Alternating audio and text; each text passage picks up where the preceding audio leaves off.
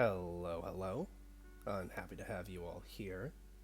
Now, before I begin discussing the main focus of this video, I first want to introduce myself, given the fact that this is the first video on this channel. I felt that it was also necessary to state how I'm approaching the subject matter of this video and provide some context to my background. My name is Barlow, and I'm a mental health counselor when I'm not being a cartoon fox on the internet. For those of you who don't know what that is, a mental health counselor is someone who can work with individuals or groups who are dealing with a variety of difficulties. These can include, but are not limited to, things such as depression, anxiety, and addiction. I will provide a link to an article within the description of this video that further explains this title for those of you who are still interested in learning more. That being said, I'm currently a limited permit mental health counselor, which means I'm in the process of fulfilling my mandatory hours and examination process for my state license. The two primary theoretical orientations I draw from are cognitive behavioral therapy and motivational interviewing. I mention this because not every clinician operates in the same capacity. These are the frameworks in which I work, and I hope by stating them that my perspective is better understood by those of you who are watching. I've linked articles that go more in depth about these orientations in the description. Now, before we finally pivot to the rest of this video, I do wish to provide a content warning. This video will discuss topics such as verbal abuse, physical abuse, and infidelity. If these items are triggering for you, proceed with caution. There will be timestamps for when these topics are discussed in greater depth. However, there will be brief references to these subjects throughout this video's length. Let's begin by looking at the Owl of the Hour himself, Stolas of the Goetia family, a significant character from the show Helluva Boss. At the time of writing, Helluva Boss is ongoing and has 15 episodes, the latest of which is episode 7 of season 2, titled Mammon's Magnificent Musical Mid-Season Special. The information I will be using in this video as the foundation of my psychological evaluation of Stolas will be exclusively from these 15 episodes. Obviously, I won't be able to reach into the future and pull out other episodes, despite how helpful and cool that would be. But, more importantly, I will not be drawing from the Helluva Boss wiki page or information provided from live streams, social media posts, etc. I've decided to narrow my focus in this manner due to how there's been some confusion among fans about what information provided through these avenues is canon. In short, if it's not in the show, I'm not taking it into consideration. I chose Stolas in particular because I feel as though he would be the most likely to benefit from therapy due to his current status in the show, as well as the fact that we know more details about his childhood than any other character. So I believe that I can provide a treatment plan that would accurately address his issues. And yes, I own several pieces of the Helluva Boss merchandise that feature him, but what does that have to do with anything? So, who is Stolas? Well, he's a member of the Goetia, a powerful and wealthy family who resides within Hell. Recently, he's begun the initiation of a divorce, which was the result of him beginning an affair. On the surface, it seems pretty typical. A wealthy socialite man has an affair, scandal ensues, his marriage falls apart, what else is there to tell? There have been countless fictional characters and real individuals who fit that description pretty well. As a therapist, I never like assuming. When we don't ask questions, we don't learn anything. So, during the course of this video, I'm going to approach Stolas like I would any potential new client who's coming to me for their first session by using questions that are typically answered before and during the intake process. Before I share these questions, I do wish to add to the statement I made a moment ago. I don't want to assume anything about Stolas, nor do I wish to judge him. One message I often convey to clients who see me is that judgment and shame only have so much beneficial use. These two things can be great catalysts for change. In fact, they often are what lead people to begin therapy in the first place. However, when it comes to the active effort that is required to change, the story is very different. Judgment and shame can hinder us as we try to make active progress, and even cause us to regress in some cases. This is especially true of individuals who struggle with addiction. For example, when someone struggles with substance abuse relapses, there is a risk of them saying to themselves, "This is all I'm ever going to be. What's the point of even trying?" Which then leads to a lengthy bender. I say this because, again, I'm treating Stolas like I would any potential client. I don't want to shame him. I want to understand him. I also recognize that this is a public space and not a therapy environment, and I don't wish to shame anyone whose struggles resemble those of Stolas. There is enough judgment and shame in the world. It's not my job to perform either of those things, nor do I want to perform them. Understanding and compassion are the bedrock of helping. When a potential client is booked for an intake session with me, they are typically provided with a set of questions. These questions are completed by the client and then further explored during the intake session, as well as possibly during the second and third sessions. Given that this video is pertaining to a fictional character in an ongoing show, I've had to somewhat modify them. The questions that will be utilized in this video are as follows. What was your upbringing / childhood like? What is your relationship with your family like? What is the status of your current romantic relationship? Are you currently taking any prescription medications? Do you consume recreational drugs and or alcohol? What have you felt in the past 6 months?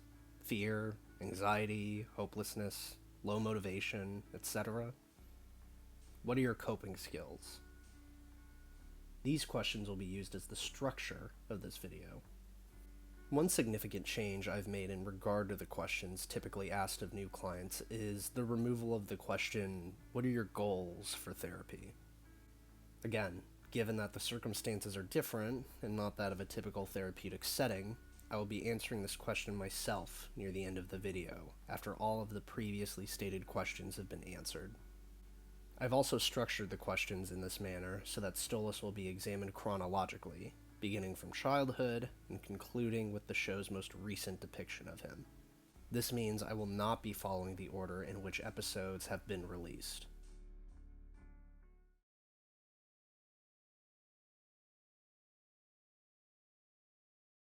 When we see Stolas as a child for the first time, he's very energetic and quite an excited kid.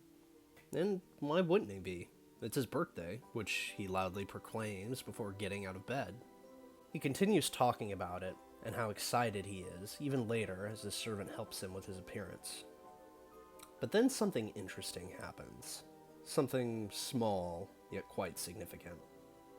The servant attempts to politely quell Stolas' eagerness. He says that excitement is unbecoming of a Goetia. Stolas takes note of this and immediately tries to conceal his emotions. But he is unsuccessful as he begins to talk about learning what his quote-unquote purpose is today. Initially, these seem like typical requirements of someone belonging to Stolas' social status, being calm, collected, and overall in control of one's emotions. However, the language here is very loaded, particularly the usage of unbecoming. The validity of Stolas' emotions are being minimized here. It sends the message of, that is not acceptable, and if you are to be part of this family, you must stop displaying your emotions so openly. This is important because it leads us to the topic of Payman, Stolas' father, who I would argue plays a large role in the formation of Stolas' adult psyche. Shortly after attempting to be pacified by the servant, Stolas is brought before Payman. Payman's introductory scene is rather brief, but it provides us with a significant amount of information about him and his impact on Stolas. From the beginning, it's clear that Stolas, both in terms of his individuality and mental well-being, is not of importance to Payman whatsoever. His very first line of dialogue is as follows. Which son is this one? There's so fucking many. Stolas. This dialogue is then followed by him stating, "It is your day to become a true part of the Goetia family." Payman proceeds to then list several duties, including Stolas entering into an arranged marriage. Here, Payman is demonstrating what the psychologist Carl Rogers referred to as conditional positive regard. Conditional positive regard, plainly speaking, is when someone is told explicitly or implicitly, "I will support you, but only if you behave in this particular manner." Someone, typically a caregiver, utilizes their support, and sometimes even their affection, as ransom. It sends the message that the receiving person is only worthy if they comply with us. In using that phrase, quote, "true part of the Goetia family," end quote, Payman is informing Stolas that there are strict guidelines he must follow in order to belong to the family unit, some of which include studying the grimoire, leading the legions of hell, and marrying someone in an effort to produce an heir. Conditional positive regard is further displayed here when, upon Stolas crying as he learns that he will be forced into marriage, Payman says the following. Oh, that's an ugly noise, son. Here, how about you cease this bitch crying? We then see another phenomenon occur here that is relevant to Stolas' adult psyche when Payman attempts to cease Stolas' crying. It works. Oh, would you like it if I took you to the circus in town? Children enjoy the circus, right? Would that distract you enough from your non-negotiable future marriage? This is a form of operant conditioning, which is the process of using reward and punishment to modify behavior that was detailed by the behaviorist B.F. Skinner. Payman is specifically utilizing positive reinforcement, which is when a desirable stimulus is provided upon a subject conducting a quote-unquote correct behavior. Payman is specifically utilizing positive reinforcement, which is when a desirable stimulus is provided upon a subject conducting a quote-unquote correct behavior. In this case, the stimulus is the circus, and the correct behavior is Stolas ceasing his expression of sadness. We see a pattern here, demonstrated within the Goetia family, a pattern that tells Stolas that his emotions, his needs, his thoughts only matter when they are aligned with the desires of the family. We see this later in the episode when Stolas attempts to bow to Blitz as a form of welcoming him, only for Payman to slap Stolas' head. I guess. Hi, I'm Blitzo. I'm Stolas. It's nice. Ouch! Don't bow to that one. He bows to us, idiot. Oh, right. Sorry, Father. I'm so good at daddying. Here, Payman is demonstrating what is known as positive punishment, which is when a punishment is given following an undesired behavior. To further clarify what positive punishment is, imagine a teacher in a classroom attempting to calm some noisy students. When the students continue speaking loudly and being disruptive, the teacher assigns extra homework to the students as punishment, which discourages future loud talking. In addition to the points I just made, Payman is imposing upon Stolas an additional message when he discusses visiting the circus, specifically when he says, "Would that distract you enough from your non-negotiable future marriage?" Payman is teaching Stolas to engage in avoidant behavior, specifically telling Stolas that he should ignore both his clear emotional distress and the cause of it, and instead choose to engage in something he enjoys. Now, while avoidant behavior is great in terms of immediately feeling relief from emotional distress, it's not an ideal coping skill in regard to one's long-term well-being. Avoidant behavior prevents us from addressing our issues, and it can lead to significantly higher levels of distress overall. A perfect example of avoidant behavior would be pushing off an essay you have due until the night before. Sure, you're not thinking about the essay in the days leading up to the due date and are probably enjoying yourself as you perform more desirable activities. But then the night before hits.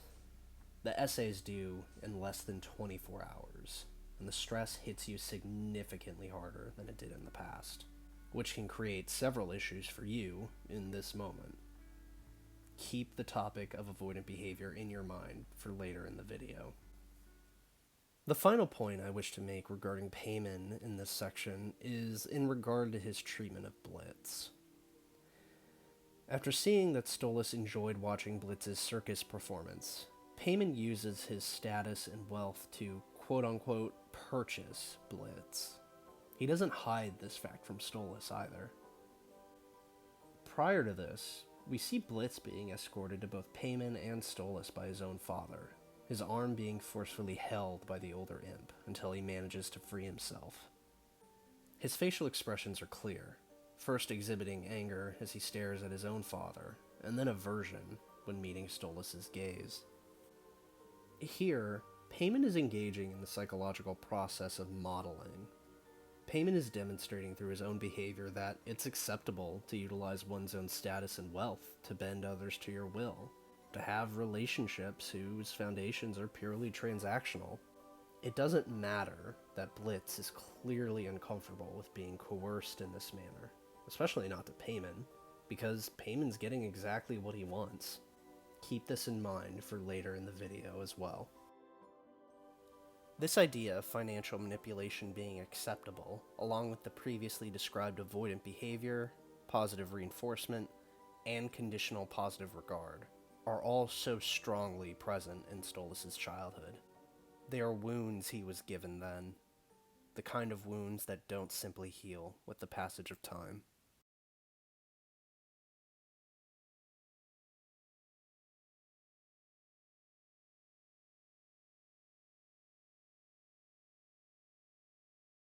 Prior to Stolas having an affair, his interactions with his wife Stella are tense, with Stella frequently insulting Stolas while conversing with him or other people. She makes constant criticisms of him when not being dismissive, even while planning a non-divorce party for the pair.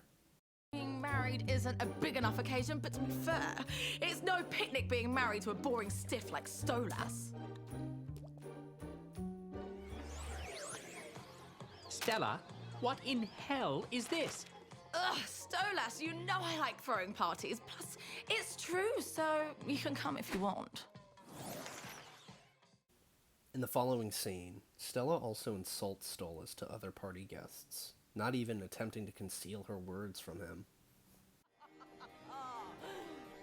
No! Stolas is terrible in bed! I swear to fuck, he just lays there staring at the wall and I have to do everything. It's embarrassing! I'm glad one egg fell out of me so I could stop pretending to want to fuck his scrawny twig ass.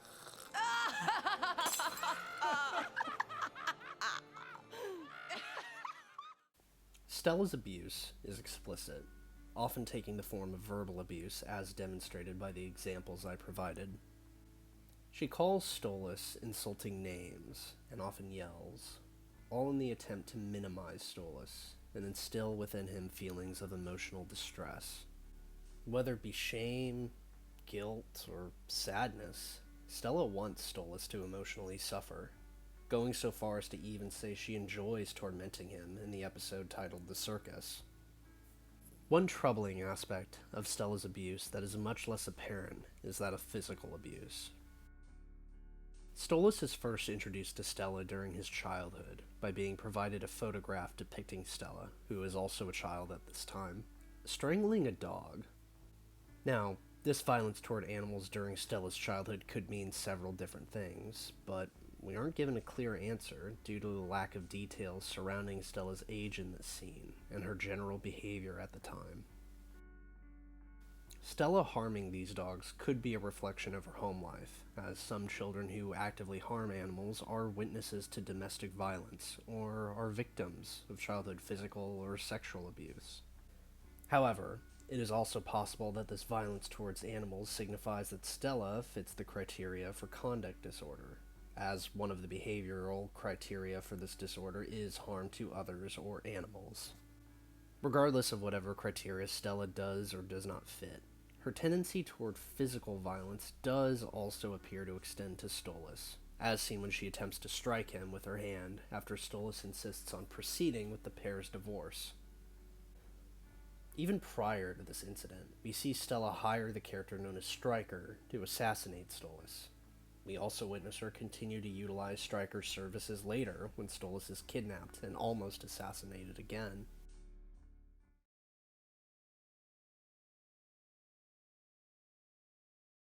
Stolas and his daughter Octavia's relationship is, for lack of a better term, a mixed bag. There are many moments of tenderness, but there are also difficulties regarding communication. We see Stolas and Stella being awakened late one night by a young, crying Octavia in the episode titled Lululand.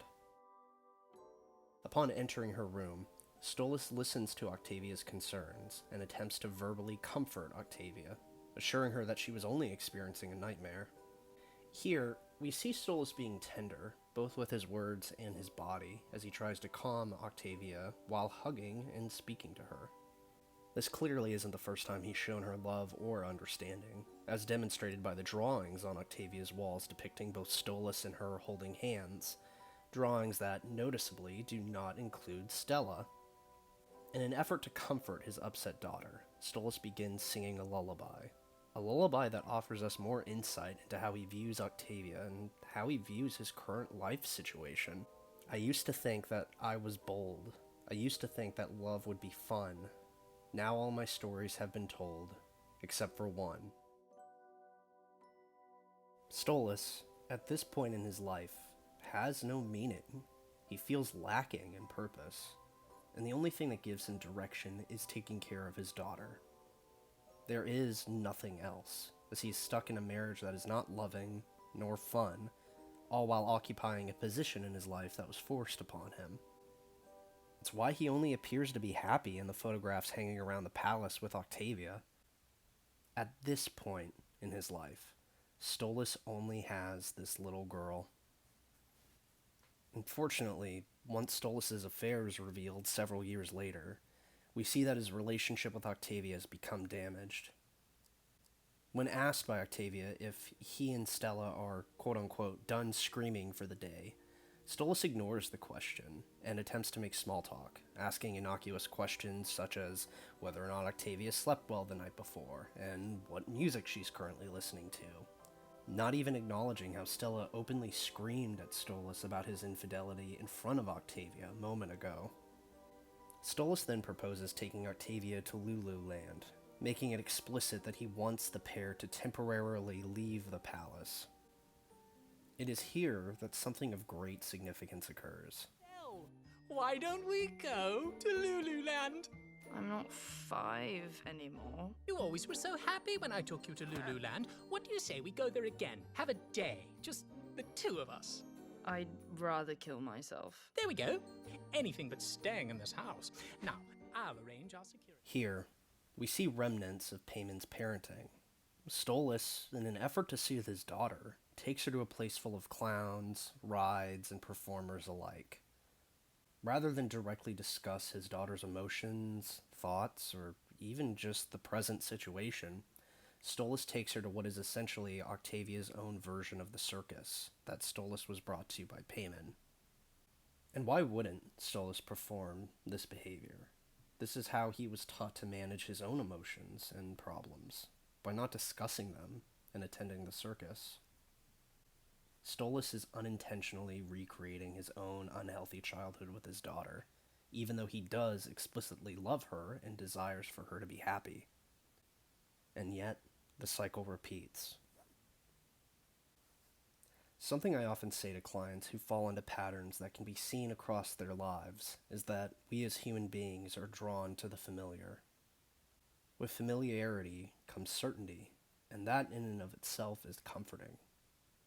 It's why patterns are so hard to break, even if we know certain patterns aren't healthy. It takes both time and active effort. It isn't until closer to the end of this episode that Stolas' lack of awareness is changed. After frequently attempting to draw Octavia's attention away from the status of her parents' marriage and toward the amusement park, Octavia yells and runs away. It is here, after chasing and catching up with Octavia, that Stolas is forced to confront his own emotions. Octavia says, "I just want to go home, but home doesn't even feel like home anymore. You ruined it." Confronted by his daughter in such a direct way, Stolas is put on the spot. Octavia is crying, addressing Stolas' affair and the crumbling marriage. In this moment, Stolas has to explain himself, his behavior, and his emotions. and he fails. You need to understand, your mother and I felt she's always been, I haven't been, we weren't in, I'm sorry, I don't have the words. In his inability to articulate his emotions and provide some kind of insight into his behavior, Stolas fails both Octavia and himself. And how couldn't he fail? Payman ridiculed and beat him during childhood whenever Stolas expressed himself. Stella has ridiculed him throughout their marriage and humiliated him. How could he be vulnerable and expressive with someone when so many individuals in his life have forced him into doing the very opposite? And yet, despite this failure, Stolas is able to provide Octavia with some comfort. She asks him, "Are you going to run off with him and leave me behind and go where I can't find you?" Stolas, much like he did with the lullaby, embraces Octavia and says he will never abandon her. Then, something changes. He and Octavia leave Lululand, and he asks her where she wants to go. Unlike Payman, and unlike himself earlier the same day, Stolas is giving Octavia a choice that is small in the grand scheme of things, but sends a message. It tells Octavia that she has autonomy, and that Stolas respects her individuality, something that Payman never did for Stolas during his childhood. Octavia realizes this and thanks him. She says he's cool sometimes, and he thanks her in return. Stolas, in this moment, isn't where he wants to be in his life. He may not even know what that fully looks like, but he knows that Octavia's individuality and well-being matter to him. Stolas wants to take care of her. It may seem like a simple goal. You may even be thinking that he should have more goals than that. And sure, it wouldn't hurt to have more goals and more defined direction. But one goal, no matter how small, can lead us to the largest forms of growth. One analogy I'm fond of using in therapy is that of the staircase. Yes, you want to get to the top of the staircase, but what if you can't see it? What if half or even most of the staircase isn't visible to you? All you need is to see that first step in front of you. There are people in this world who struggle with depression and suicidal thoughts that actively impact their daily life, but they continue living and enduring it all for what are even the simplest of things, like their child or even a pet. Sometimes, seeing one step in front of you is all you need.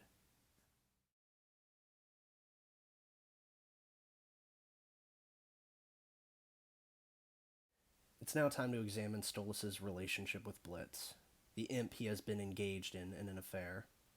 Again, we must examine Stolas' childhood, specifically while Stolas was attending the circus. It's easy to see why Stolas is drawn to Blitz. Much like Stolas at this point, young Blitz is energetic. However, where the two differentiate is in persistence.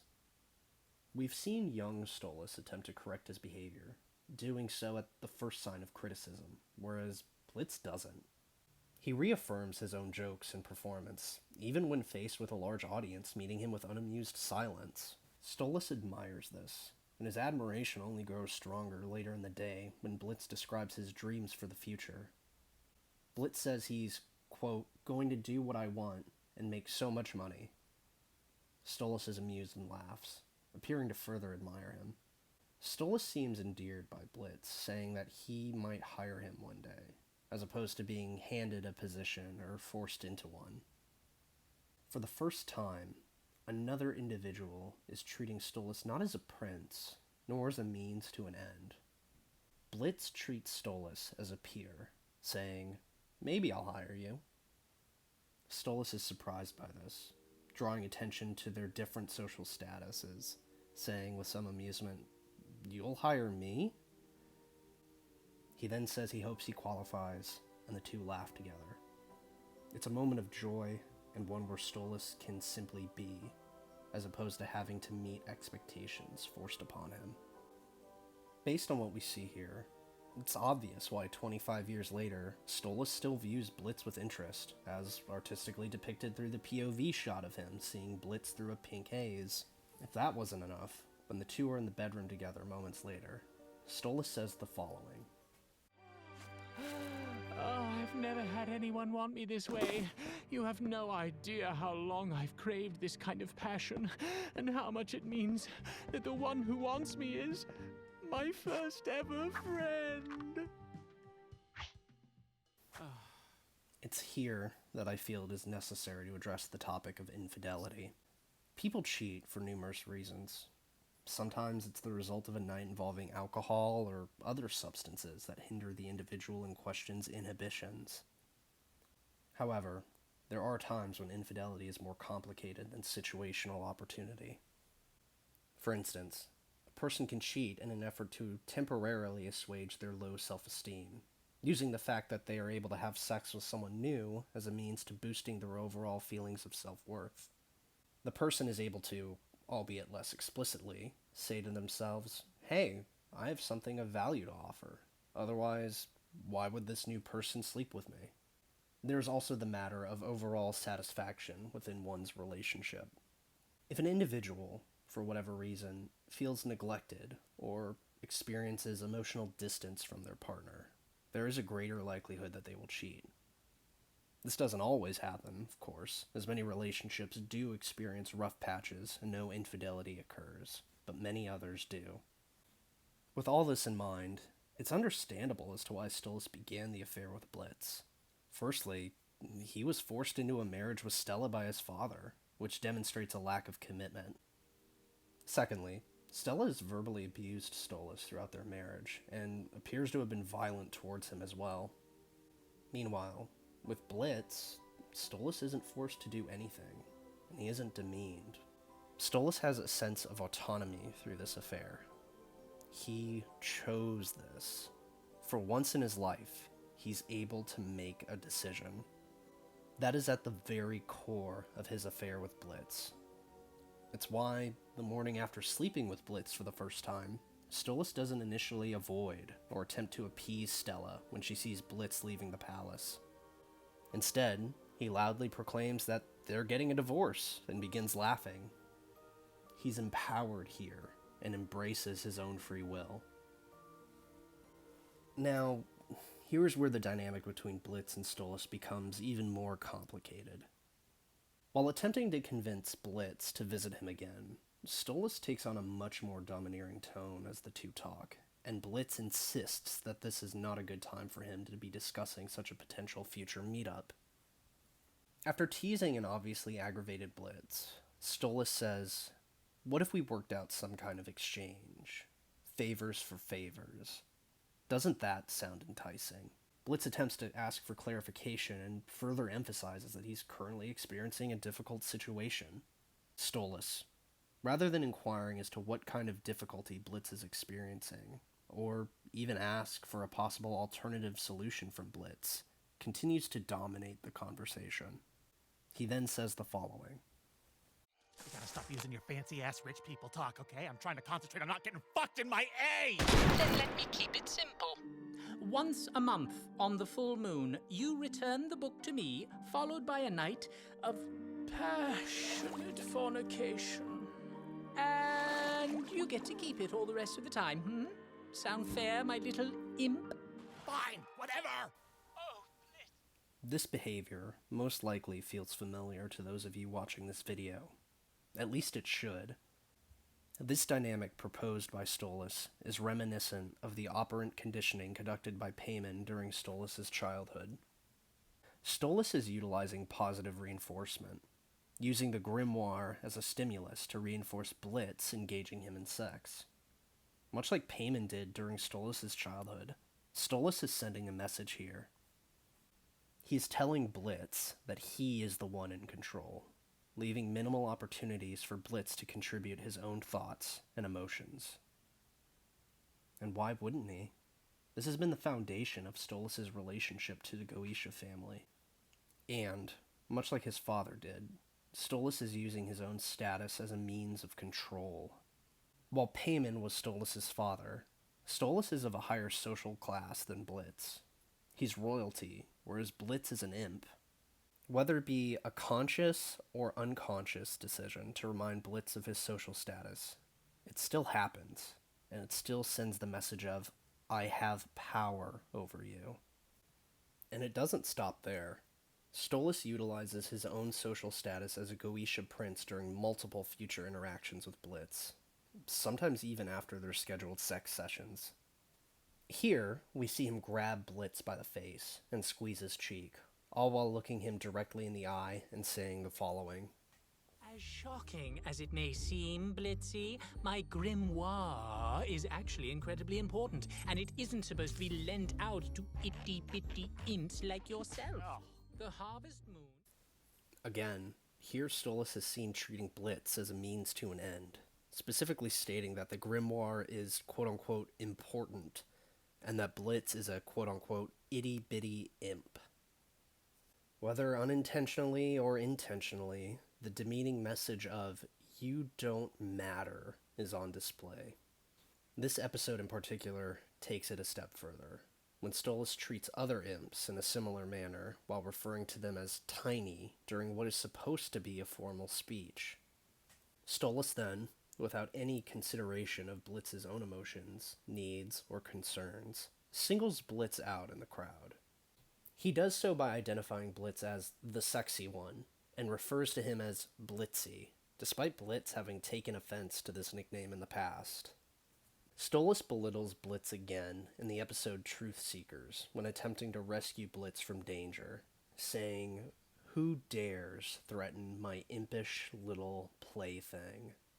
Immediately after this, Stolas' demeanor changes. His voice softens, and he asks Blitz if he is all right. It's a tender moment, which is then entirely undermined by Stolas proceeding to yell and chastise Blitz, all while grabbing him by the face. I have my ways, darling. Are you all right? Ugh, I'm fine, Stolas. Good. How the fuck did you get caught by humans? Are you little creatures not being careful up here? You know, if you get in trouble, I get in trouble. We don't want that.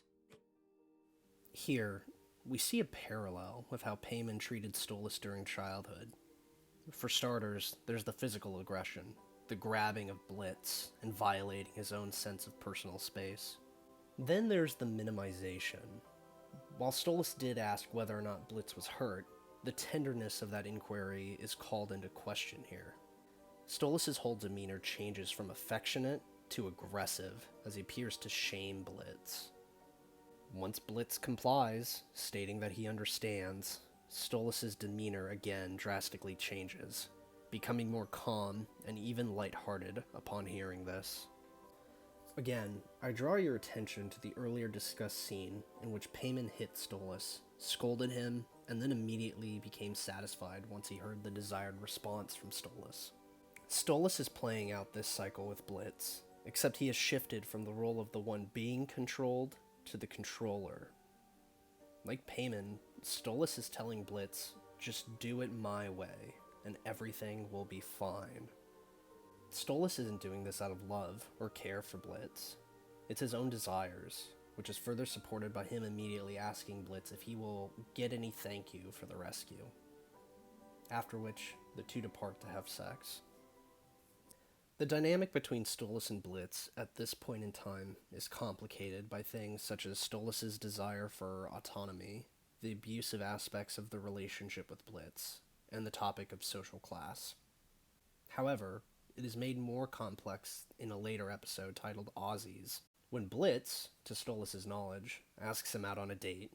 Stolas, after experiencing literal heart eyes, becomes enthusiastic, and even bounces in place while preparing to select an outfit for this outing with Blitz. Something different is being depicted here. All of Blitz and Stolas' explicit interactions since they first slept together have been primarily transactional and focused on their difference in social status. Yet, here Stolas is smiling and openly displaying enthusiasm, all at the prospect of engaging Blitz in an emotionally intimate way. Stolas doesn't conceal his excitement when arriving either. When Blitz calls Stolas' outfit overkill, Stolas is clearly taken aback, giving a laugh and stumbling over his words. It's not the reaction he seems to have hoped for, and he says he wanted to look nice for Blitz. Here, Stolas is clearly attempting to establish some kind of emotional connection, one that has not been previously present in their dynamic. Stolas then uses his status to get into a club, allowing both him and Blitz to cut an extremely long line. While this is less direct in terms of Stolas exhibiting influence over Blitz, it still reinforces the unequal power dynamic between the two. It reinforces the message of, remain with me, and you will get material things you want. Despite this display of social power and the awkward beginning of the date, Stolas continues being open about his excitement, enjoying that Blitz and him are at such a club together, even saying to Blitz how romantic he finds the situation. He attempts to engage Blitz in conversation, but Blitz remains distant, instead keeping his attention focused elsewhere. Stolas is clearly distressed by this, as he forces himself to laugh and make an order for drinks without input from Blitz, even going so far as to visibly shake and become tense. Stolas, throughout the beginning of the date, is attempting to connect with Blitz romantically, something they have never done before. He so clearly desires this kind of connection. The date goes poorly due to the behavior of a demon known as Osmodeus, which I won't be getting into here for the sake of time. As a result of being publicly humiliated, Blitz becomes upset at events that transpire. Stolas takes notice and, in an attempt to comfort him, tries to place his hand on Blitz's. Blitz withdraws, preventing Stolas from touching him, and asks that the two leave the club together. While being dropped off, Stolas says to Blitz that he enjoyed spending time with him, even though the evening didn't go the way either of them had expected. Then, Stolas propositions Blitz, not for sex, and not for a transactional exchange, but to simply accompany him into the palace, as Octavia and Stella are currently not there. Blitz says he won't have sex with Stolas tonight, but Stolas clarifies that he isn't interested in that, and allows Blitz to choose what he desires to do with Stolas, saying, "We could talk, or watch a movie, or even cuddle." Unfortunately, Blitz becomes angry, reminding Stolas of how, at every interaction up until this point, the prince has only ever focused on the sexual aspect of their dynamic, stating that that's all there is between them, and Stolas himself has reinforced this by his behavior. Stolas, seeing how upset Blitz is, takes a step away from the car, accepting Blitz's unwillingness to spend time with him, and wishes him goodnight.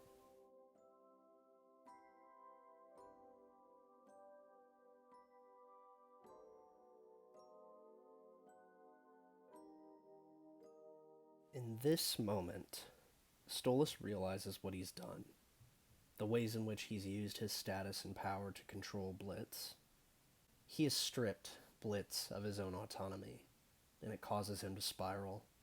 We see Stolas awaken the next morning, a bottle of absinthe next to him, some of the drink still on his mouth as he stands up and examines his disheveled appearance. He then proceeds to sing what is, in my opinion, the most heartbreaking song in the entire show. Stolas, in this one song, exhibits feelings of regret and powerlessness. This song demonstrates that Stolas realizes the impact of his behavior on Blitz. He finally understands that he's deluded himself into believing that Blitz also has romantic feelings for him, despite the fact that he himself dictated that they must have sex once a month in order for Blitz to use the grimoire. He realizes that he has recreated the very cycle between he and his father during childhood, that he was always set up for failure to this degree by the environment in which he grew up. We know this because of the line in the song, "You raise your voice, you have no choice, inside your gilded jail." Even now, despite being an adult, Stolas realizes he's trapped, that his autonomy is limited and always will be to a degree because of his status. In this realization, Stolas proceeds to perform the most prominent selfless act within his adult dynamic with Blitz. Specifically, he goes to Osmodeus, the very person who actively contributed to Stolas and Blitz being publicly humiliated on their date. He's visibly uncomfortable about doing so, tightly gripping the brim of his hat while waiting for Osmodeus, and nervously laughing when Osmodeus asks if he's, quote-unquote, still getting it on with that feisty imp. Stolas dodges the sexually charged question, and admits that he has romantic feelings for Blitz, while he doesn't believe that Blitz holds them in return. He then proceeds to ask Osmodeus if he could provide Blitz the means in which to journey to the human realm without Stolas' grimoire. In taking this course of action, Stolas shows a significant shift in both his awareness of his treatment of Blitz and his own desires. He realizes that he's recreated the transactional form of a relationship demonstrated by payment.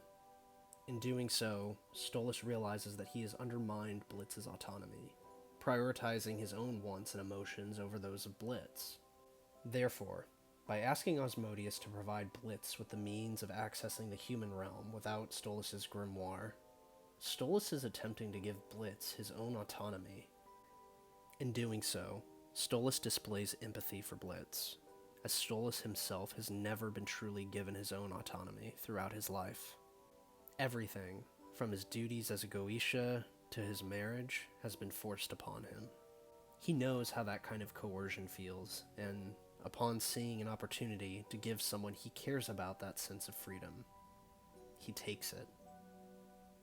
He wants Blitz to be free, and is attempting to end the cycle of control.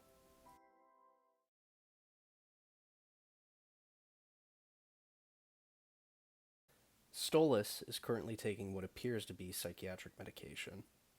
In the episode The Circus, we see Stolas take a pill from a prescription bottle that reads Happy Pills. Based on this name, I feel it's safe to assume that the pills are antidepressants.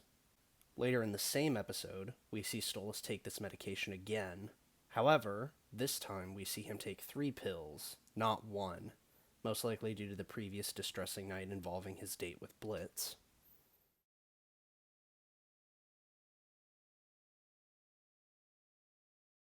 Stolas can be seen consuming alcohol in large quantities on a few occasions throughout the series. At the non-divorce party hosted by Stella in the episode titled The Circus, we can see him sipping on wine. He then proceeds to alternate to drinking large amounts of absinthe after overhearing Stella degrade him while speaking to party guests, not even bothering to pour the absinthe into a glass, and choosing to instead drink straight from the bottle.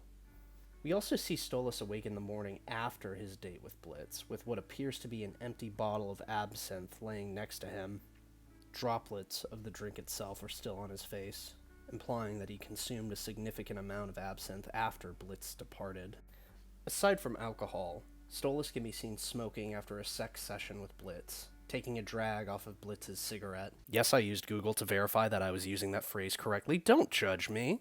Given that this is the only time that we see Stolas smoking, and that it's Blitz's cigarette, I'm going to operate under the assumption that smoking tobacco or any other substances is not a regular occurrence for Stolas.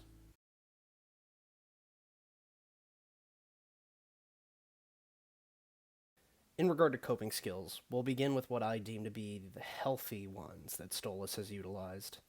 In the episode titled Lululand, Stolas can be seen feeding one of the many carnivorous plants in his home. Given the numerous amounts of plants within the palace, I feel comfortable believing that caring for such plants is a comforting activity for Stolas. We witness Stolas reading throughout the series, focusing specifically on items such as newspapers and books. At one point, Stolas becomes explicitly giddy at the prospect of even reading a lengthy contract for Osmodeus in the episode titled Oops, going so far as to even say, I love words. So reading is certainly a coping skill for him. A third coping skill that's worth pointing out is watching TV and movies. Prior to being asked out on a date by Blitz, Stolas is alone at the palace, as Octavia is spending the weekend with Stella. He appears sad and very isolated. In an effort to self-soothe, he goes into a room with the TV and begins watching a soap opera, which he actively interacts with, responding to comments made by the characters in the show. Stolas' use of watching TV and movies comes up again later when he attempts to comfort Blitz, inviting Blitz, after a very distressing evening, inside the palace, and offering to watch a movie as one possibility for an activity. The final coping skill I would like to point out is spending time with Octavia. While the pair's time together sometimes becomes emotionally strenuous, there are moments of calmness and affection when the two do interact. Even spending time together without using words can provide the two comfort, as demonstrated by the two of them silently watching fireworks together at the end of the episode Seeing Stars. Now, it's important to recognize that not all coping mechanisms are healthy. Some can, in fact, be harmful. This brings us to what I perceive to be is Stolas' primary coping mechanism: avoidance. Stolas throughout the entire series can be seen engaging in avoidant behavior, specifically when conflict arises. Stolas exhibits such behaviors throughout his relationship with Blitz, even when the two are children and just beginning to know each other. For instance, after gushing about books and suggesting readings, Blitz refers to such activity as boring. Stolas apologizes, and then proceeds to go along with the game Blitz proposes, despite having questions and appearing to be uncertain about the situation. He even explicitly tells Blitz, well, if that's what you want to play. We see this dynamic played out to a greater extreme during their relationship as adults. The most explicit demonstration of this is in the episode Western Energy, after Stolas is admitted to the hospital and scrolls through his text messages with Blitz. A cursory glance at the text messages shows a stark contrast in how Stolas and Blitz show up in the relationship, as Stolas' texts are lengthy paragraphs, and Blitz's are, at most, one sentence long. Stolas' conflict-avoidant pattern becomes more apparent when examining the content of these messages. There's multiple I'm sorries, and a significant amount of self-minimization. After attempting to express concern for how Blitz reacted to being publicly humiliated by Asmodeus, and proposing to discuss it, Blitz asks why they would need to discuss it. Stolas' approach changes entirely after this deflection, instead becoming self-minimizing and even self-berating, all in an attempt to soothe Blitz. He says, "Maybe I read too much into that. I wasn't upset. I enjoy being the subject of jest." Stolas can be seen engaging in this avoidant manner in other texts when attempting to schedule time to see Blitz. Stolas writes messages such as, "If you're not up for it, or too tired, no pressure," and "I wouldn't want to bother you." Now, this pattern of avoidance isn't exclusive to his relationship with Blitz. It can also be seen manifesting in his relationship with Octavia. In the episode Lululand, the entire reason why Stolas proposes the two of them go to Lululand is so that they don't have to remain in the house, as Stella exhibits her feelings of frustration towards Stolas' recent infidelity. And when Octavia attempts to tell him she has no interest in Lululand, Stolas ignores her, saying that she was always happy when they attended the park in the past, and then proceeds to take her there regardless of her explicit disinterest. In both of these important relationships, Stolas heavily relies on avoidance, which occasionally manifests in the form of people-pleasing behaviors. The second, and albeit less frequently unhealthy coping mechanism that Stolas exhibits, is the overconsumption of alcohol. I won't be going further into detail on this matter, aside from affirming that Stolas' large consumption of alcohol primarily occurs in response to any source of emotional distress stemming from his personal relationships, such as upsetting interactions with Blitz and Stella.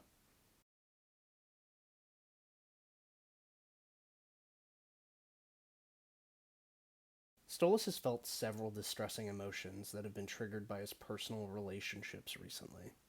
The most significant of these are anger within his interactions with Stella, fear within his relationship with Octavia, and uncertainty toward his dynamic with Blitz. There have also been feelings of loneliness that have been present, as seen by Stolas' saddened affect while alone in the palace, with both Octavia and Stella gone, and in the hospital after being wounded.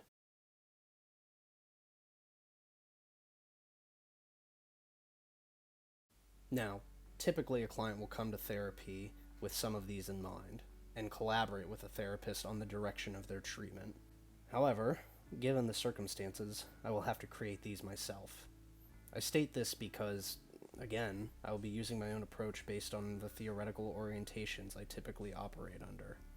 These are not concrete black and white ways of approaching these issues, and many clinicians won't proceed in the manner I'm describing, nor will every client positively respond to such methods. Firstly, I feel that the most immediate issue to address is Stolas' utilization of his depression medication. We see him take 1 pill on one occasion, and then 3 pills the morning after a night of alcohol abuse. With Stolas, I would discuss the importance of medication consistency. Taking more than, or even none of, a prescribed medication for brief periods of time can result in adverse effects. Someone who does not adhere to their medication regime can experience mood swings, and, in Stolas' case, the depression itself can worsen. There's also the risk of experiencing physiological side effects, such as headaches and disrupted sleep patterns. Being consistent with medication is important, whether it be medication aimed at depression, anxiety, or any other kind of condition. I would also inform Stolas that drinking alcohol while taking antidepressants can prevent the medication from operating effectively, as well as induce undesirable physiological conditions, such as elevated blood pressure. With this in mind, I would advise him to reduce his overall alcohol intake, especially during moments of elevated stress, as alcohol can exacerbate feelings of anxiety. The second topic I feel that would be necessary to address is Stolas' lack of coping skills. While spending time with Octavia, reading, watching TV, and taking care of plants are all calming in typical day-to-day life, they don't assist him in gaining any insight into his own emotions or behaviors. Because of this, I would suggest that he and I roleplay certain scenarios during sessions, such as an upcoming discussion with Stella or Blitz, which historically have been sources of anger and stress for him. This would give Stolas the chance to both practice what he's going to say, and, more importantly, hear himself articulate his thoughts for the first time in a space with no risk of repercussions. In my experience, clients, upon hearing their own words and tone, will gain a significant amount of insight into themselves and how they feel about their situations. It allows for self-reflection, in addition to the rehearsal aspect of this exercise, which can instill within someone a sense of security regarding their upcoming stressors. Another exercise I would want to engage Stolas in is called a body scan. This is a short exercise that requires the client to slowly focus their attention on several aspects of their physical being, such as their rate of breathing, the positioning of their limbs, and any possible sensations, such as tension within their abdomen. This exercise can be relaxing, but it also attempts to raise an individual's awareness in regard to certain emotions by focusing on the impact of such emotions on the client's body. The other coping skill I would like to implement is progressive muscle relaxation. This is similar to the previously described body scan exercise, but is lengthier, and also aims to alleviate any tension present in the client's body as a result of emotional distress. These coping skills, along with a more consistent medication routine, can reduce Stolas' overall emotional distress to a point where he's able to perform more difficult therapeutic work. Such practices could also lead to a reduction in the levels of tension currently placed upon his personal relationships, such as his relationship with Octavia, which has been harmed due to Stolas' concentration and memory being reduced during moments of anger towards Stella, as seen in the episode Seeing Stars, when he's unable to recall a scheduled activity with Octavia. On the topic of relationships and communication, I would stress the importance of I statements. When having a discussion with others, especially when emotions are high, it's easy for us to slip into the blame game, or even state our emotions as facts. Examples of this would be, "You always do," "Why do you?" Statements such as these typically only exacerbate already existing emotional distress and prevent productive dialogue from occurring. In sessions, specifically ones involving roleplay, I would encourage Stolas to use statements such as, "I feel," "I think." "When this happens, it causes me to feel or think." Statements such as these allow us to express our emotions in a neutral way, and can even provide us with a sense of validation, both of which Stolas needs in his life right now regarding his personal relationships. It's now time to discuss what I referenced to a moment ago as deeper work. Stolas, as I have pointed out several times, is recreating patterns that have been present within his childhood. To what degree he's aware of such patterns is debatable.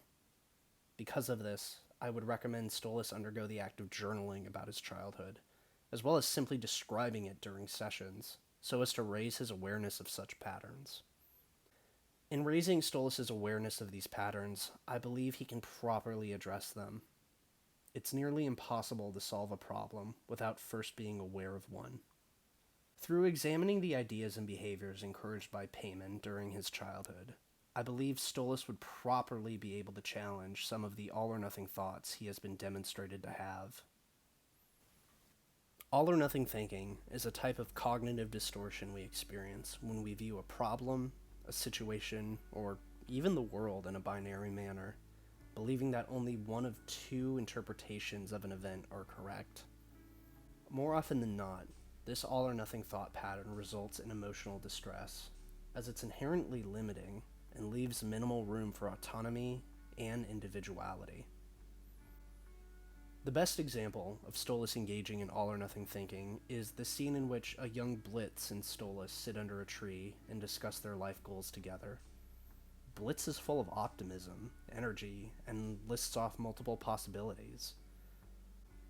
Meanwhile, Stolas says the following. That's cool. Yes, I'm supposed to learn to use it, to study the sky. Why? My dad says I can find prophecies, but I don't really know. But I'm supposed to. That's what my job will be when I grow up, to join the rest of the Goetia family. Well, you know what? This statement encapsulates the very root of where Stolas is operating from. This line of thinking, I'm supposed to be a Goetia, demonstrates just how trapped Stolas feels, and how he isn't allowed to be himself. Because what else is there other than being a Goetia? He doesn't know, because he's never been allowed to be anything but that. I always advise clients to be wary of similar phrases, such as should, have to, and must. I do so because, oftentimes, these phrases can trap us and remove us from our sense of individuality. Words and beliefs such as these do not allow any room for mistakes, which can inhibit our attempts at growth. In order to grow, we need several things, such as feeling understood, which all-or-nothing thought patterns prevent. This leads me to my final goal in regard to treatment of Stolas, examining his core beliefs. Core beliefs are beliefs we have of the world, our relationships, and ourselves as individuals. In Stolas' case, I would specifically wish to focus on how he perceives himself as an individual. I would particularly utilize what is called the downward arrow technique, which can assist clients in realizing the deeper meaning behind certain general statements. For example, a client could say, "My boyfriend doesn't love me." I, the therapist, could then respond by saying, "And why does that bother you?" To which the client could say, "I'm just not good at dating." I could say, "If that's true, what does that mean?" And the client responds with, "It means that I'm unlovable." This exploration of Stolas' core beliefs by utilizing the downward arrow technique would be greatly assisted by his usage of a journal, which would offer specific examples of how he perceives himself, both as an individual and within the context of a variety of situations. In examining the validity of his core beliefs, Stolas may also come to realize that he's operating under beliefs that have been ingrained in him, as opposed to true reflections of reality. In teaching Stolas better coping skills and exploring his core beliefs, I would hope that his personal relationships improve, but also his relationship with himself. When I see Stolas, I see someone who's struggling with loneliness, and a profound lack of independence. In asking him questions such as, what do you think of yourself? And what do you want? Questions that nobody in his life has asked nor allowed him to ask himself, I would strive to help him to begin to develop his own sense of identity, and not be forced to maintain one that has been put upon him by Payman or any other Goetia. I would allow him to simply be himself, something he has desperately wanted. And in doing so, I would help him know that he doesn't have to continue being that sad little boy who Payman hurt all those years ago. Thank you all for watching. I appreciate you taking the time to listen to my thoughts on Stolas and who he is as a character. I've included links to terms and methods below in the description of this video. I've also included a link to the National Domestic Violence Hotline in the description below, as well as phone numbers if someone is in a situation where their internet usage is being actively monitored.